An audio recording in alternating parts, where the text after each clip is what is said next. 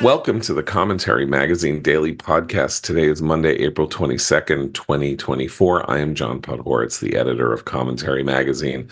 With me, as always, executive editor Abe Greenwald. Hi, Abe. Hi, John. Media commentary columnist Christine Rosen. Hi, Christine. Hi, John. And Washington commentary columnist Matthew Continetti. Hi, Matt. Hi, John. And I have a question for you. Are Frappuccinos kosher for Pesach? Yes. Well, yes, Matt, you do. In fact, as we have discussed, you were not present for the triumphant victory that I scored over you on the Frappuccino issue and the Frappuccino bet. And the answer would be no. Frappuccinos are likely not kosher for Passover, though I'm not entirely sure what's in them. But of course, I think, as I said, Matt and I had a bet last week about whether or not Israel would strike at Iran, and then he was not here when I gloated over my victory in this circumstance. But I do want to say the reason that I think I have to rule it not kosher for Passover beginning tonight for people who are unaware of this. There's a whole slew of foods you can't eat. And it's very important to me that the Frappuccino that I get be the single most expensive with the most added ingredients. And I think probably to do that, you would have to have something that had what is called chametz or leaven in it in order to increase the pain to you in the form of cost. You're the type of person who orders the Bloody Mary with like the entire salad bar in the drink. Exactly. Right? With I need a tomato, with the turkey bacon, and the olives, and the celery sticks, and pineapple, and everything. What about the simplicity? The simplicity of the Frappuccino, just the basic shake, maybe a little bit of whipped cream. That's not for you. Well, it could be. It could be for me, but as I say, in order to increase the pain to you. In terms of price, here we are. I gotta add syrups, and I don't know. Maybe they have like crunches. I don't know what they actually think. I just have to jump in. Sure, I've never had a Frappuccino. It's a coffee shake. It's a coffee milkshake. It's basically a milkshake. Yes, it's a sugar bomb, huge sugar bomb. Yeah, but you can put in, some vanilla syrup. Yeah, and various. I mean, I've heard people order it.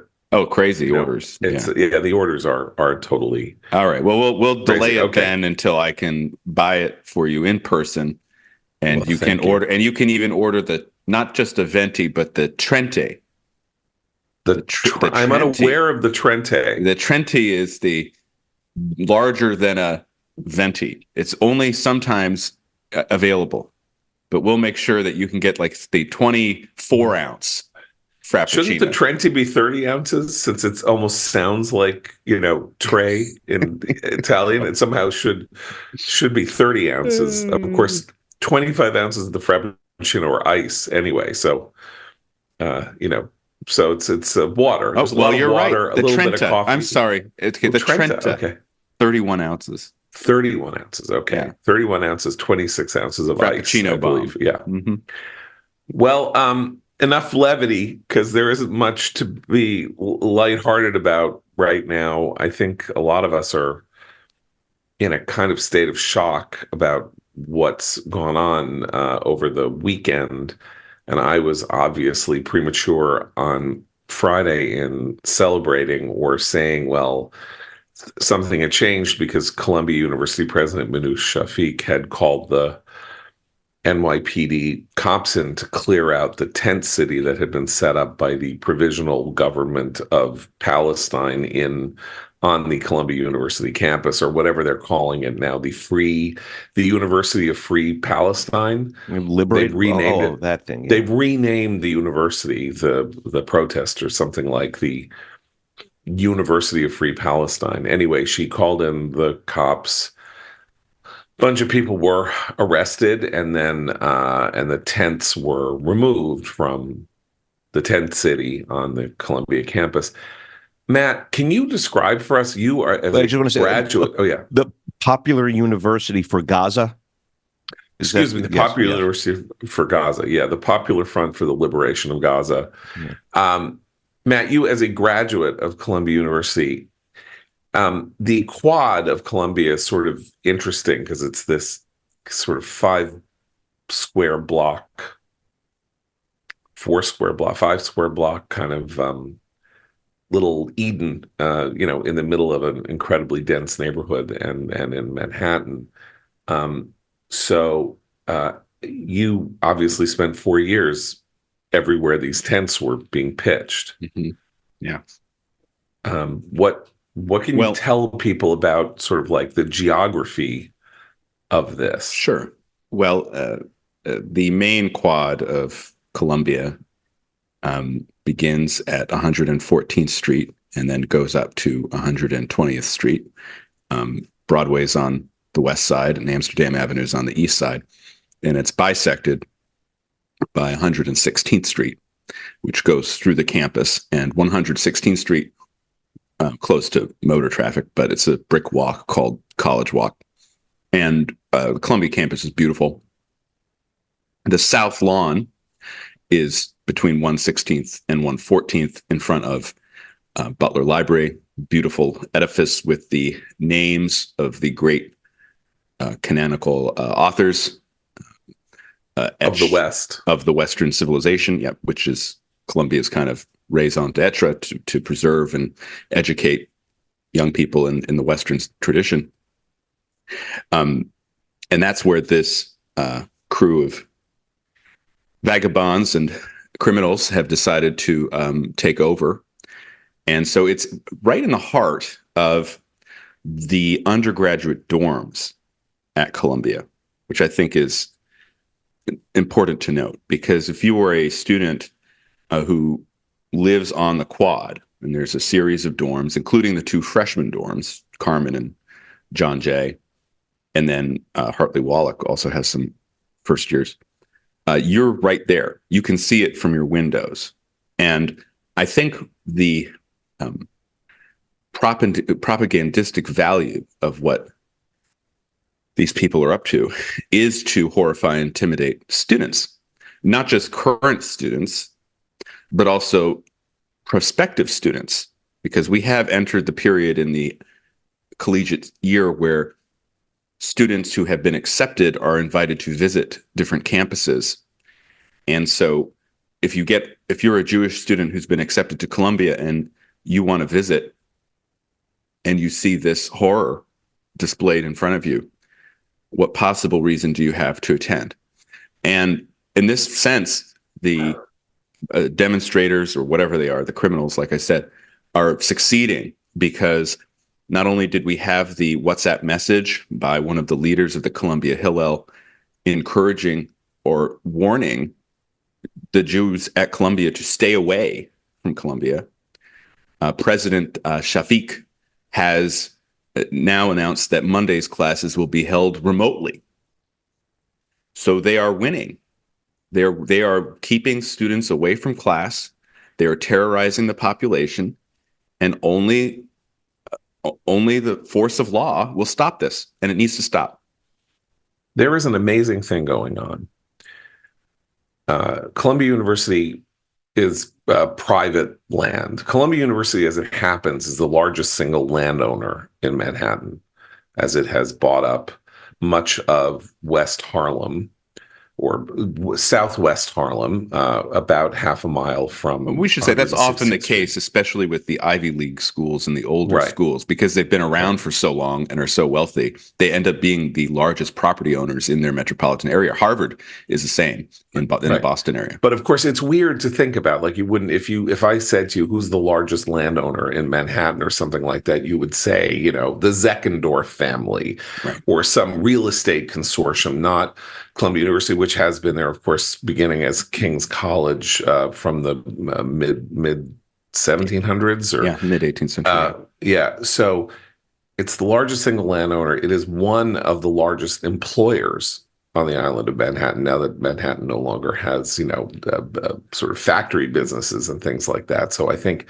thousands upon thousands of people work for Columbia, and Mayor Eric Adams, who faces a tough re-election next year, does not want to get involved. So on Thursday night, when the NYPD came in and arrested a bunch of people and took the tents down, he and I believe President Shafiq both thought, okay, it's one and done. We're going in, we're making a statement, we're clearing them out.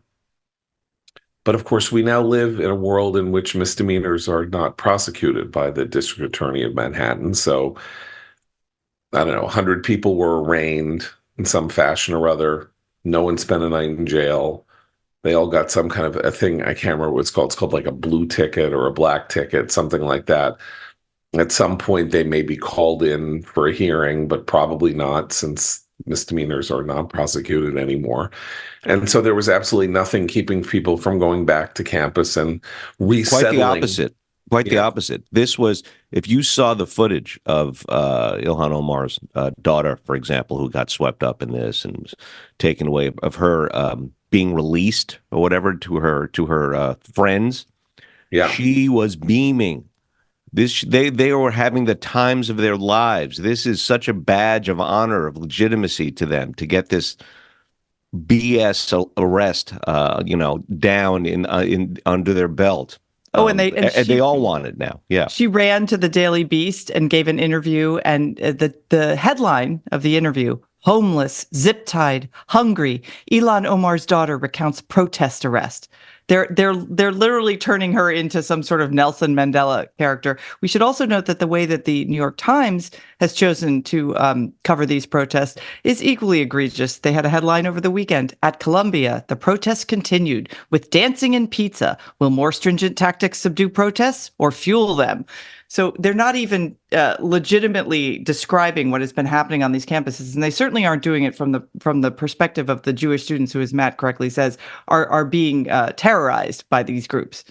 Oh, not just pizza and dancing and all of that, right? It is the headline in the New York Times last night was "Some Jews at Columbia fear discomfort," or something like that. I need to find it specifically, because it's kind of some Jewish students are fearful.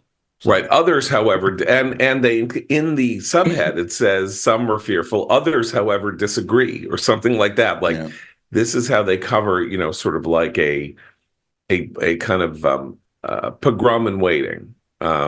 What's interesting, as Seth Mandel has pointed out on our blog, these are not anti-war demonstrators. Like, the obvious comparison, which I believe was made on the podcast last week, was to Columbia in 1968, where the campus was riven by the university's plans to actually put the gym in Morningside Park, which is a few blocks away to the east. And the campus became the locus of anti-war protesters, anti-Vietnam War protesters, Black Power activists. They occupied Low Library, which is the administration building on the north side of College Walk. And the police were then called in May of 1968, and there was a big May, I forget the exact date, and there was a riot, right? So a lot of parallels have been drawn between these two historical events. What's important to note, though, with these monsters, they're actually pro-war. They're pro-Hamas victory.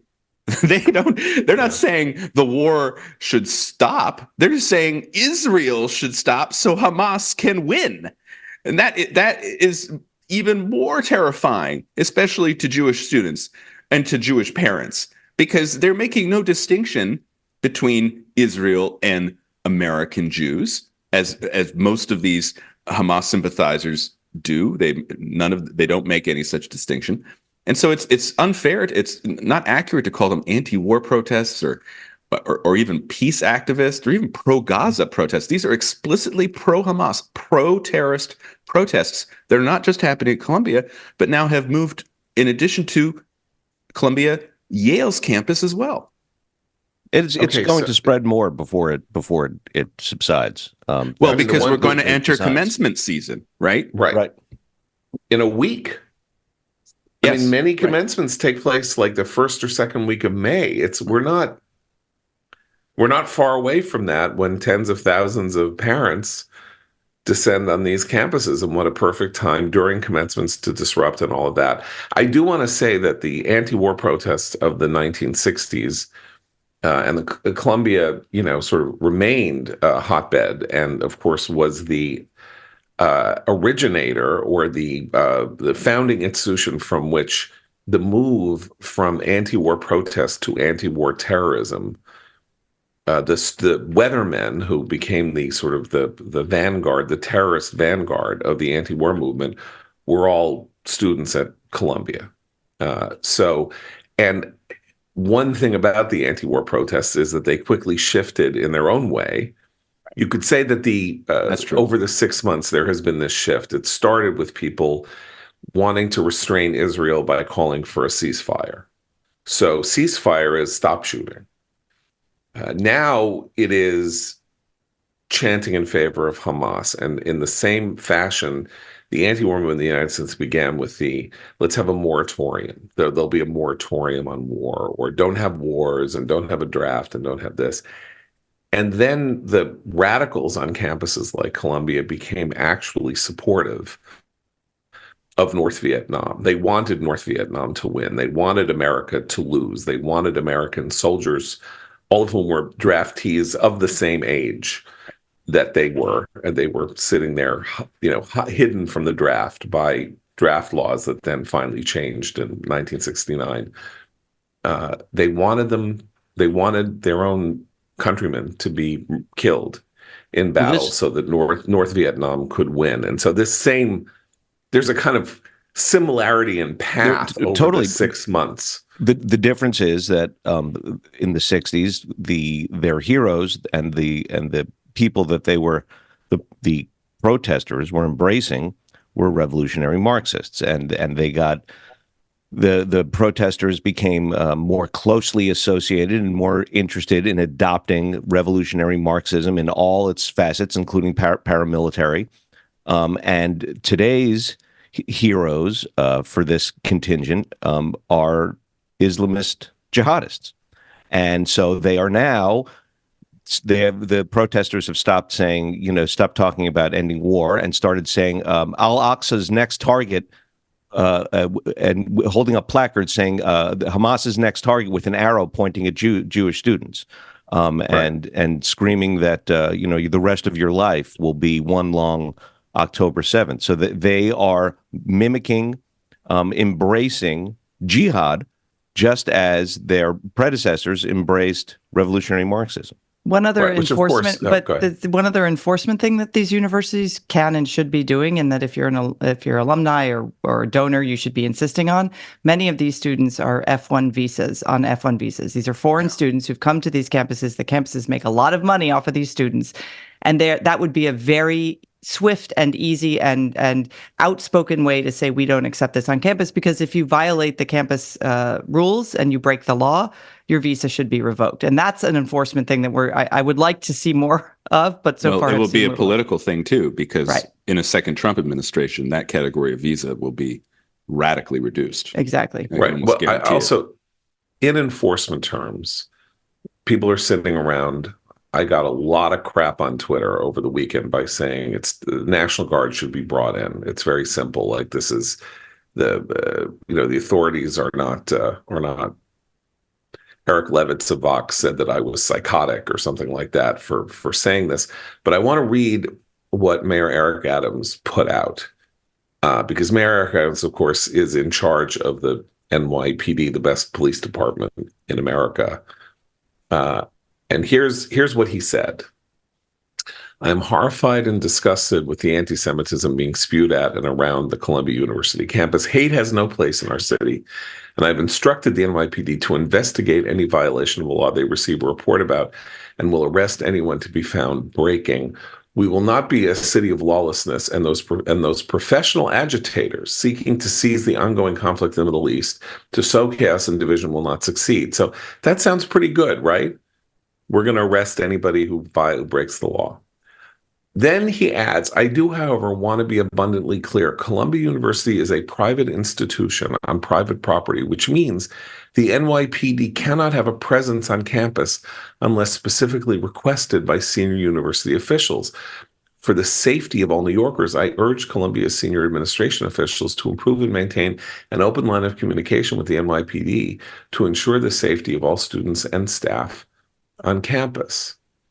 This is insane and absurd and completely untrue, and people are buying it. And we need to make sure that sane and rational people watching this unfold, understand what the mayor of New York is saying. If you are beating up your wife in your house, the NYPD is allowed to smash through the door and arrest you because you are committing a felony. The fact that that felony is taking place on private property is immaterial.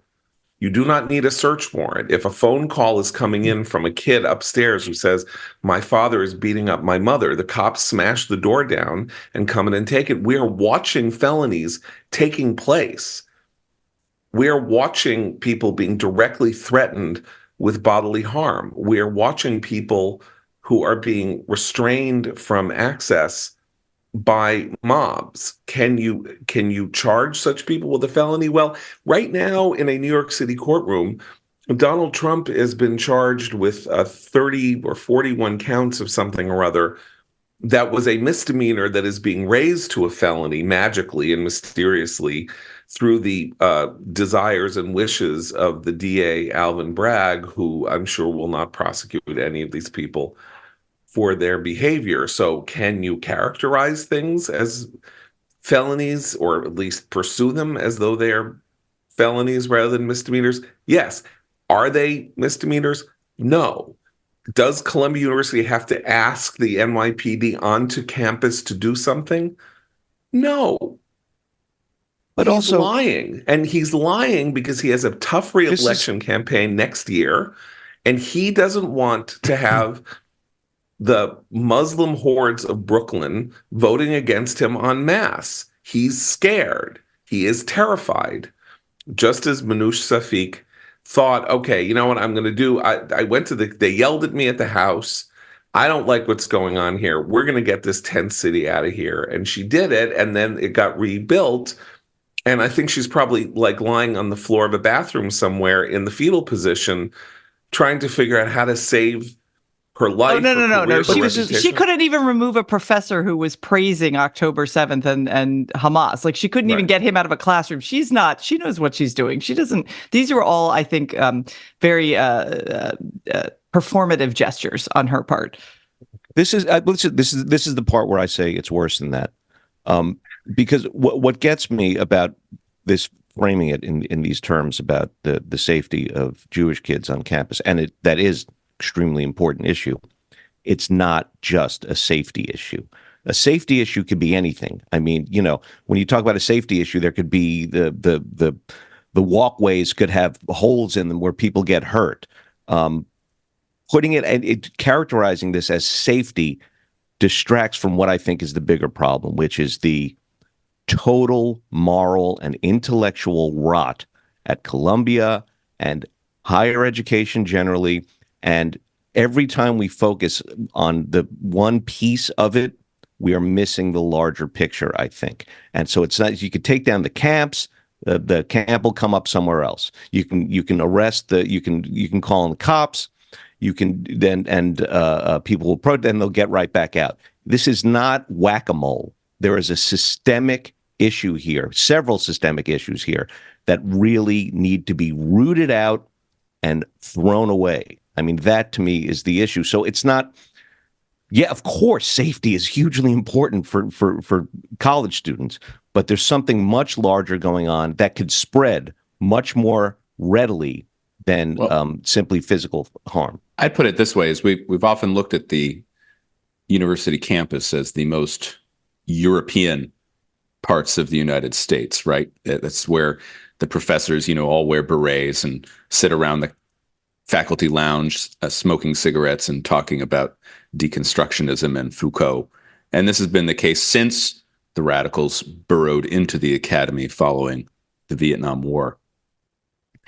And it seems like the street politics of our universities are now more and more looking like Europe, where the significant Muslim immigration has changed the equation when it comes to Israel and when it comes to Judaism in places like England, in France, places like Australia, right? So in a way, this is a preview of coming attractions. And it means, I think, that a whole host of policies need to be reevaluated, and specifically the idea that the old universities, these storied institutions, are somehow contributing to the good of America and the world. That's a myth. And I think politically, we need to take a much more aggressive posture toward them, because they're not helping at all. They're not only are they not making us safer, but they're eroding the very foundations of this civilization. And also, You're obvious. I just want to add to that, it's not only that we're talking about the Muslim participants in this and their increasing presence here. It's the white, right, Euro heritage, the limousine American liberals. Kids. Yes, Right. the very wealthy elite. The thing kids, about yes. them is this is, in some sense, like what they've been waiting for, because their own social justice before this was so weak and laughable and stupid. They had to go find microaggressions, right?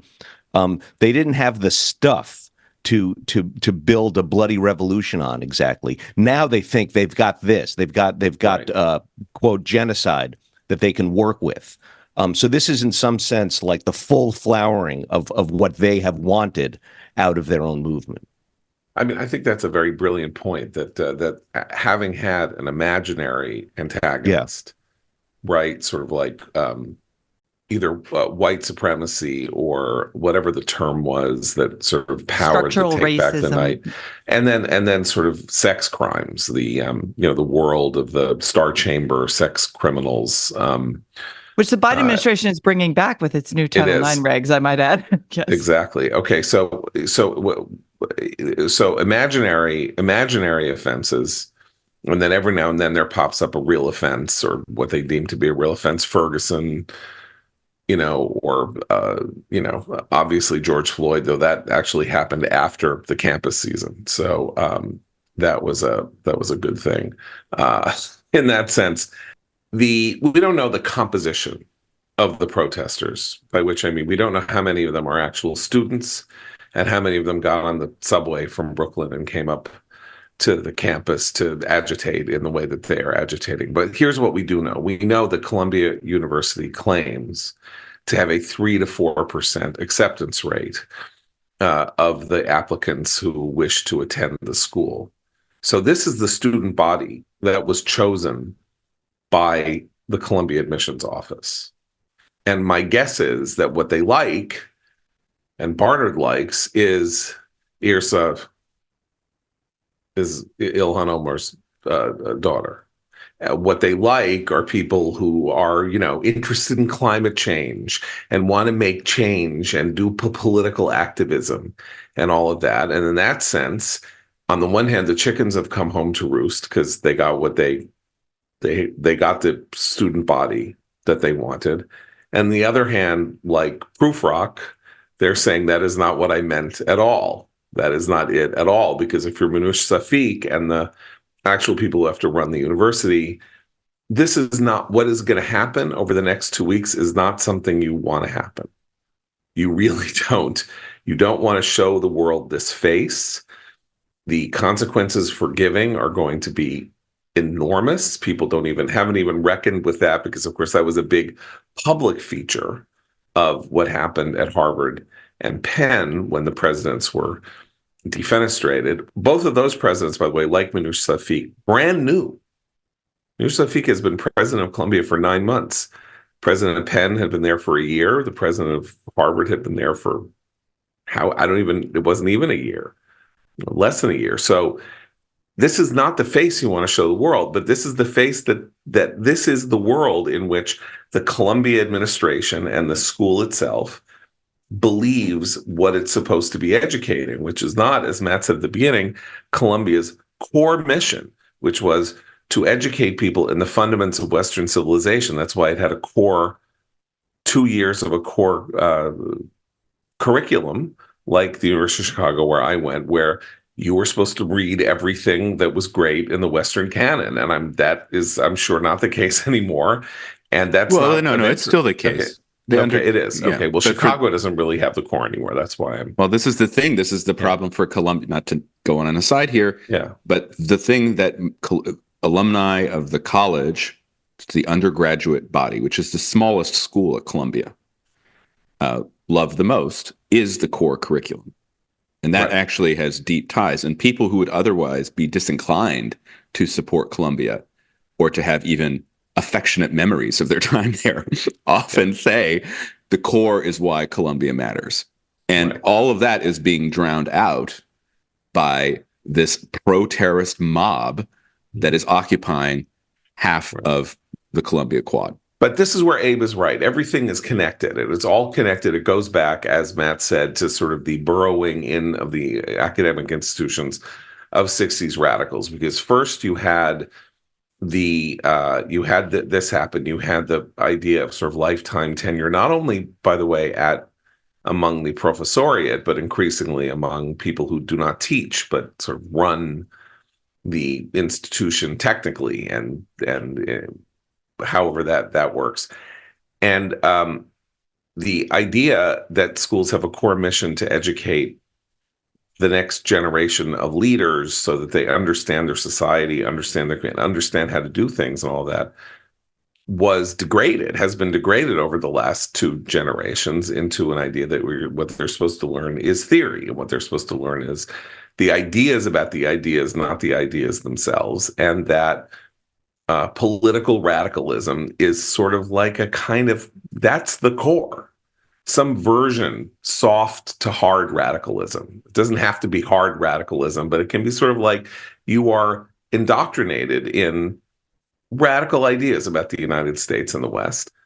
And when that happens, and when there is a moment of really extreme conflict, this is what we're seeing is what we're getting. And people on the neoconservative right have been talking about the degradation of the universities. I go back through commentaries, archives. I'm sure we'd find articles about this dating back to 1973, 1972. None of this is news to us. But I think what's going on here will function as news to a lot of America. And I'm not even talking about sort of like hard hat America, like in the 60s, are looking at this and saying, these panty waist kids are, trashing my son who's off in Vietnam. I'm going to vote for Nixon or Wallace because these people are making me sick in 68. I'm talking about like upper middle class people whose great desire for their kids is that they get the best credential they possibly can to go out into the world and make a success of themselves. And I think they've willingly blinded themselves to what's going on on college campus life. And now they're looking at this dead in the face. Well, look, the university president's incident last year was a major milestone for a lot of these parents. I think we can see in the decline of applications to Harvard that there is definitely an effect. The problem is only growing worse, it seems, when you look at what's happening at Columbia, at Yale. The news that Harvard Yard has closed because the Harvard administration is terrified that something similar might erupt on their campus.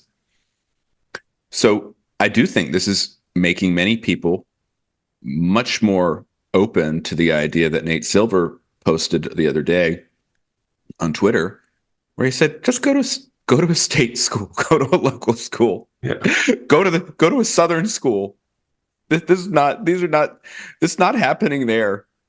Avoid these places, these sites of radicalism, which also have this most condescending pose, right? To the rest of the country. It's really time to kind of undermine these institutions if they're not But living up to their stated aims. But there will be a transition period. I mean, Nate Silver went to what, University of Chicago? Like, I mean, there's a transition period where the credentialing yeah. power will remain. But Well, Chicago is good. Chicago has done a very good job. Yes. So maybe just Yeah. evaluate each place on whether it's fulfilling that's- its stated Yeah, aims. I don't and like whether, I don't like elite university graduates telling everyone else to go to state schools. There's something in that I'm like, really? Because Right. are you going to send your kid there like that? Right, but that I Well, think- I'm not. look- I will tell you right now. I'm not sending my children to Columbia. Yeah. Yeah. I mean that easy peasy. By the way, that's what my dad, my father, Yeah, class also went of to Columbia. 1950, said to me after 1968. He said, "You're not. I don't want you to go." First of all, I lived 10 blocks from there, so I wasn't going to go there. But it was like, I don't want you to go there. Right. I do not want you at Columbia. It has betrayed itself. But we do With need the a new behavior that it ranking displayed. system. I think Yes. Matt's right. Like, because there are some private universities that are doing very well with this stuff, and there's some that aren't. There are state schools that are doing very well, and some that aren't. We need a new way of looking and I think and ranking Fire for it. has a ranking system that's worth speech.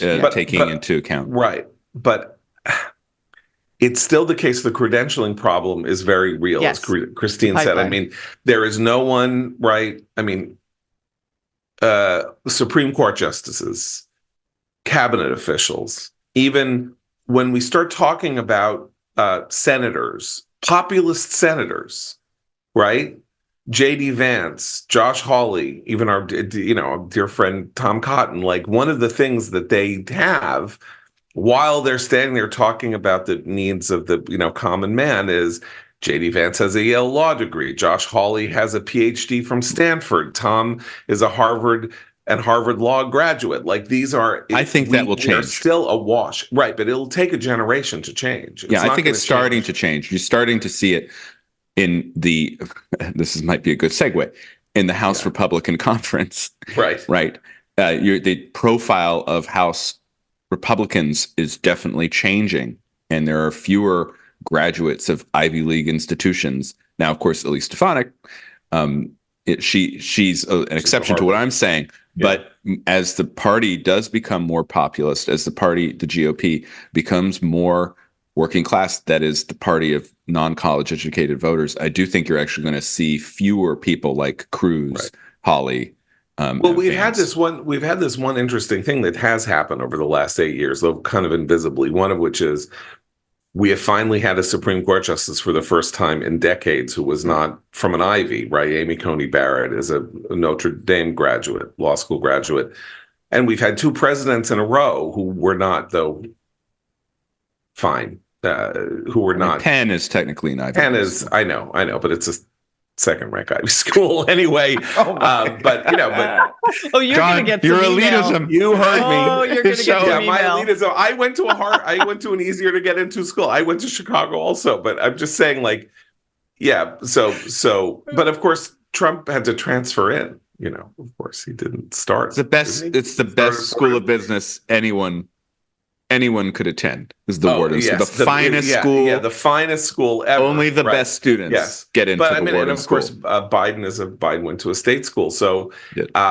we do the credentialism that Obama was an Ivy person, George W. Bush was an Ivy person, Clinton was an Ivy person, George H.W. Bush was an Ivy. We had 20 years of having only Ivy presidents and Ivies. President Kamala Harris, she also did not attend a Right. Ivy League school. Oh, that's yes. Okay. So anyway, before we get to the House and what happened this weekend, that is good news, not bad news.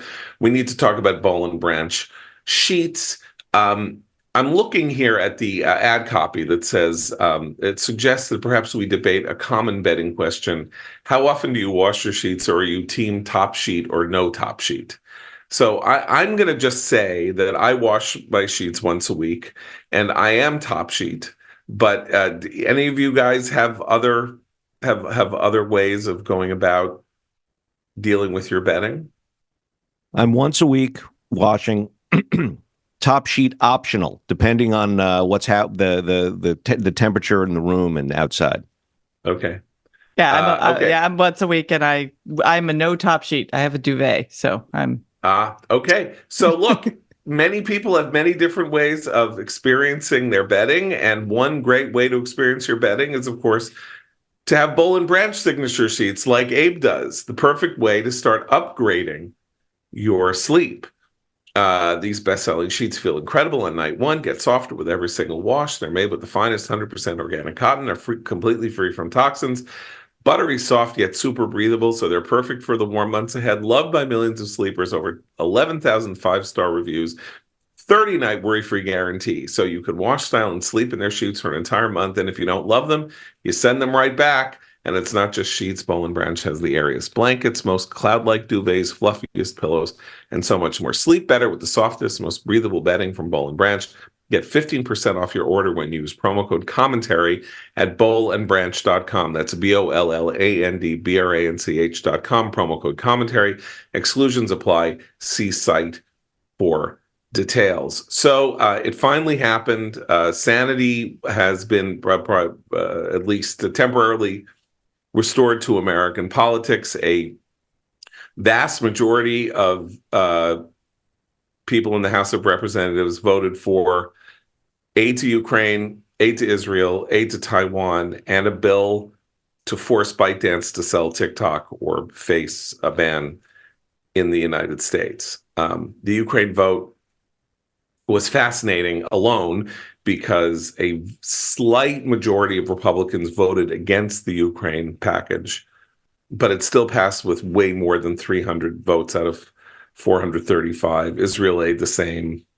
More Democrats voted against aid to Israel this weekend than Republicans. 37 Democrats voted in the House against aid to Israel, and I think it was 17 Republicans. So just put that into your, put that in your pocket about where the parties are on important issues. Mike Johnson tried to figure out a path that wasn't going to be using Democratic votes to pass these bills, couldn't find it, and finally bit the bullet and went ahead with the idea that if you put these on the floor and limited the rules, you could get them passed pretty easily. And they were passed really easily. I mean, it was 4 days basically from the point at which Johnson said, look, we need to pass these bills, and these bills were passed, which of course raises the question of what if he'd done it in January and maybe there wouldn't have been, or whenever. I don't think it would have been. Yeah, if he'd done it in January, the Ukrainians wouldn't have had sort of 4 months of frozen conflict.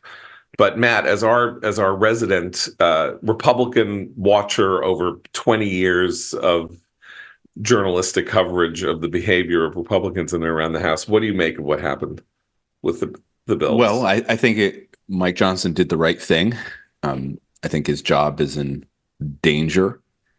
I think it's important that there was no motion to vacate prior to them leaving for recess. So it's possible that he could come back from this recess in a stronger position. I think the Ukraine vote, there were a lot of no's on that Ukraine aid for cynical political purposes. But I think it's a warning sign. There definitely be no more aid to Ukraine passed in this Congress. And the next Congress, it could also be difficult. So as important and valuable as it is that we're supplying the Ukrainians and actually authorizing the delivery of certain platforms such as longer range attack missiles that they need and which they have not received, I still think we're a long way from turning the tide of this conflict. I'm concerned about the fact that the Democrats voting against Israel aid is not getting as much attention as the Republicans who voted against the Ukraine aid. And I'm also concerned of the 14 Republicans who voted against all 4 of the bills. Remember, there was a Ukraine bill, there was a Israel bill, there was a Taiwan bill, and then there was like a smorgasbord bill, which included the TikTok forced sale and the Repo Act, which is authorizing the president to seize Russian assets and to send them to Ukraine in the form of humanitarian aid. 14 House Republicans voted against all 4. That is the Charles Lindbergh caucus in the Republican conference in the House. Now, Martin 14. Barton and Fish. Yeah, I mean, and the reaction of Marjorie Taylor Greene to all of this, you can either laugh, as I tend to do at these things. You can laugh at the absurdity of her hysterical breakdown, or you can be deeply concerned that she is a Republican politician who has a base of support, and who's very popular. So I'd say that, yes, this was necessary. It's just, but I'm still deeply worried about the trends in the GOP. Now that's crushing morosity for you. That's what an I'm here for. excellent way of turning a vote that we, I think, all desperately wanted to see pass into a worrisome portent for the future. There is another way to look at it, which is that 19 years ago, I believe, the then Speaker of the House, Denny Hastert, promulgated what was called the Hastert Rule, right, according to which no bill would be put on the floor for vote unless a majority of the Republicans in the House signaled their support for it, when they were whipped to find out, not physically whipped, their votes were counted. This has now somehow become like the filibuster in the minds of certain types of Republicans, like a deep, venerable tradition of the rules governing this body. And it's 19 years old, and it was put in place for a very specific reason, owing to the moment at which Hastert promulgated it. And it's a bad rule. It was always a bad rule because it functions as a hamstring on the power of the majority party. And as part of the institutional collapse of the Republican Party, that the leadership of the party finds itself unable to make some of these decisions, anti-democratic decisions, let's say, or anti, sort of however you wanted to slice it, but that it should be, why should the Republican caucus determine what bills get on the floor? Why should that be the case? It was never the case in the hundreds of years, in the 200 years before it. And this is a moment at which the Hastert Rule will either start crumbling and dying, or there will be some kind of snapback. This is, I think, what Matt might worry about. Not only that Johnson might lose his job in this motion to vacate insanity that is only a year old, or a year and 3 months old, owing to the weakness of Kevin McCarthy, who wanted to become House Speaker, that he agreed to this idea that basically anyone could call for the Speaker of the House to be ousted at any moment in any way, and then the Speaker could be ousted. Or there could be this kind of snapback where people are like, no, we're not doing this ever again. This was a one-off.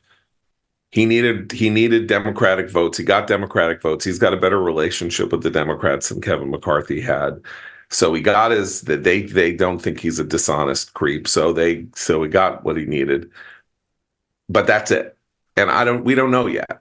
Well, I think it's interesting that the moment where the passage of the four bills seemed most imperiled over the weekend was when stories circulated that Speaker Johnson was also trying to find a way to raise the threshold for calling a vote to topple him in one of these packages. And that was the moment where a figure like Matt Gaetz of Florida, who he's one of those 14 who voted against all four foreign aid bills, but he also has not joined the effort to toss Speaker Johnson. That was where he seemed like he could then join the anti-Johnson forces. And which just shows that the substance is really what's not important to this crew, the Chaos Caucus, the Lindbergh Caucus. It's the process that allows them to exert maximum leverage over their own party. That's actually what they care about the most. And so I don't expect any structural reform or process reform to happen before the next Congress. which could well be a Democratic controlled one. But look, a Democratic-controlled Congress with this 37 vote rump against aid to Israel.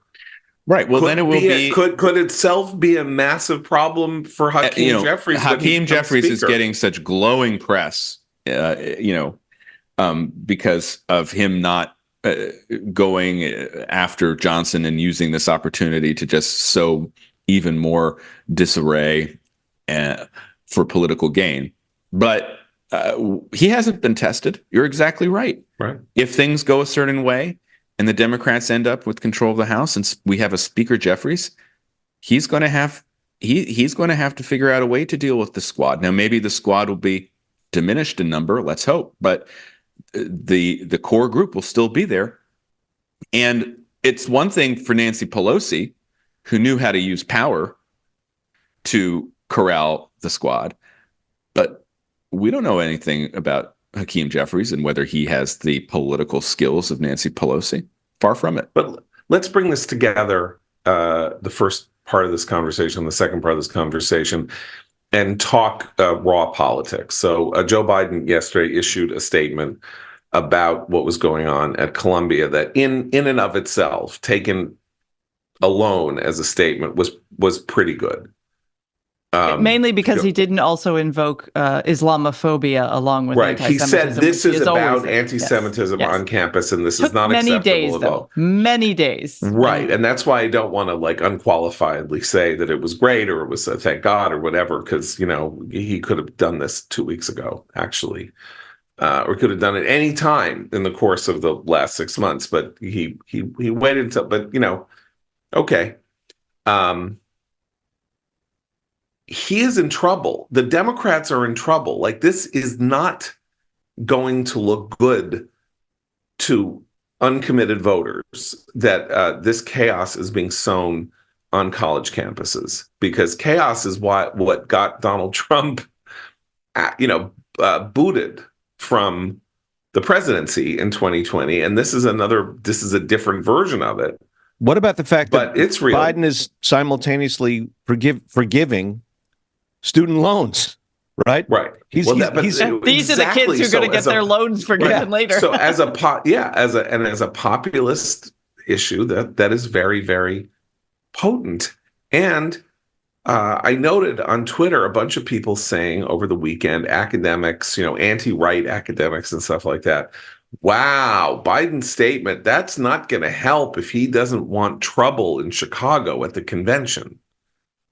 So, but, Biden, the Democrats ought to chill and cool out and not attack these protesters because, that's just going to get them angrier and more ready to go to Chicago and disrupt. And I tell you right now, if there is a giant scene in Chicago, talk about parallels to 68. I mean, this is a race that is razor thin. The margins are incredible. We don't know what's going to happen in the House. We kind of know that Republicans are, I don't know if they're assured to take the Senate because God knows what might happen. But Democrats are they are skating on a knife's edge of sort of electoral suicide in relation to this leftist rump that they don't know what to do with. And if I were Trump or if I were the NRSC, which raises money for congressional candidates, or the Republican Senatorial Campaign Committee, I would be ecstatic right now. I mean, honestly, it's just a gimme. Just show that footage of the flag being burned, the American flag being burned, and the Death to America chants in Dearborn and elsewhere, and just say, send us money. They are way down in fundraising, according to the numbers that we saw at the end of the first quarter. But I don't know how much money they're going to need. Commercials showing, Democratic constituencies, students burning the American flag. That is that's worth $100 million right there. You don't even have to amplify it. Am I crazy? Does the country like scenes like this? I'm guessing the suburbanites don't. Remember the lefty data analyst David Shore was canceled in 2020 when he cited academic research showing that Republicans benefit when social disorder breaks out. And so he was referring to what the George Floyd riots. But if something similar happens this summer at Chicago, or later in the year in various places because of when people come back to campus in September. In the fall and September, pro-Hamas riots, absolutely, it could benefit Republicans. Though we should also just say very briefly that the recent trend of Biden ticking up in the polls is continuing, and of course the national race is decided really by results in the states, so it's still a toss-up race, but it doesn't seem to be affecting Biden's rise, at least in the past couple of weeks. We should say, though, that the Biden's rise takes him into the tiniest of leads. Like there is no one's still pulling away. toss-up. Yeah, exactly. No one's pulling away from anybody. No. And so that's why I say they're on a knife's edge. Totally. And the now House with races, RFK getting on the Michigan ballot, right? Michigan is a state where Trump is doing very well to have an RFK Jr. alternative there. Exactly. And of course, in 2016, Hillary Clinton won the popular vote, but she did not become the president. So I just think they are having their issues. Like this is politically bad for Biden. There's no way in which it is politically bad for Republicans, what's going on the campuses. So the only way in which it is politically bad, let's say, is it may be nothing, but it may be something. And so if you were going for who do you want to be right now, if this is what, and maybe we're overly focused on it. Maybe it's, I don't watch the nightly news, so I don't know what the nightly news is covering or not covering. But, Americans don't hate Jews. I know leftists want you to think that Americans hate Jews. Americans kind of like Jews. And so they're not going to like it that people are shouting, go back to Poland. Like, that's not a positive. And they're also not, excuse me, they're not going to like it that people are burning the American flag too. I mean, these are among other things anti-American activities. Right. Okay. Okay. Remind me who's up for commentary. I have a recommendation. Oh, yes, you do. I do have a recommendation. I read this book over the weekend. I really enjoyed it. It is a Catholic book, and of course, we're about to celebrate Passover, but nonetheless, it's an ecumenical recommendation to start our week off. The book is In the Courts of Three Popes, an American lawyer and diplomat in the last absolute monarchy of the West by, funnily enough, Harvard Law School professor Mary Ann Glendon, who was also the ambassador to the Holy See during George W. Bush's final year in office. Mary Ann Glendon is just an amazing legal scholar, an expert in comparative law, in family law, marriage law. She wrote a very good book on the UN Declaration of Human Rights that informed Mike Pompeo's commission on inalienable rights, which also issued a very good report that the Biden administration took down as soon as it came into power. But you can still find it online, and I highly recommend that as well. But In the Courts of Three Popes is a very informative memoir. It tells Professor Glendon's life story. You get a certain sense of her thought on the importance of Catholic social thought and to legal reasoning, and also to kind of the thinking of Republican administrations like Ronald Reagan's and like George W. Bush's. And you also get some really interesting insight into how the papacy works. And it is funny how political it is for an outsider. And you are two things reminded also of how great a person Pope John Paul II was, and his humanity and genius comes through. You're reminded how intelligent Cardinal Ratzinger, Pope Benedict, was, and how smart, and how he formed a very deep friendship with George W. Bush, which I had not really known about prior to reading this book. And finally, the book is short. It's pithy. So you can read it pretty quickly. And for all those reasons, I want to recommend In the Courts of Three Popes by Mary Ann Glendon.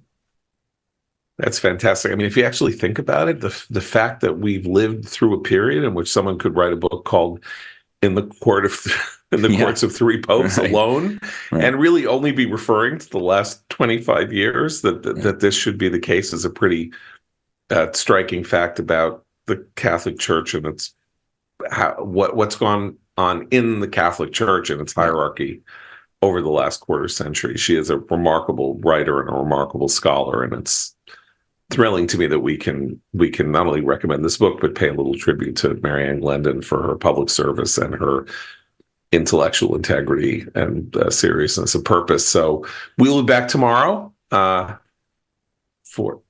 Excuse me. Why did I just say that? We will not be back tomorrow. Tomorrow is Passover. The first night of Passover is tonight. There are 2 nights of Passover, so we will not be podcasting Tuesday or Wednesday. We will be back on Thursday. So for everybody who is observing Passover, have a Zissen Pesach, and Zissen V'Kasher, as we say, and we will be back to bother you on Thursday. So for Christine, Matt, and Abe, I'm John Podhoretz. Keep the candle burning.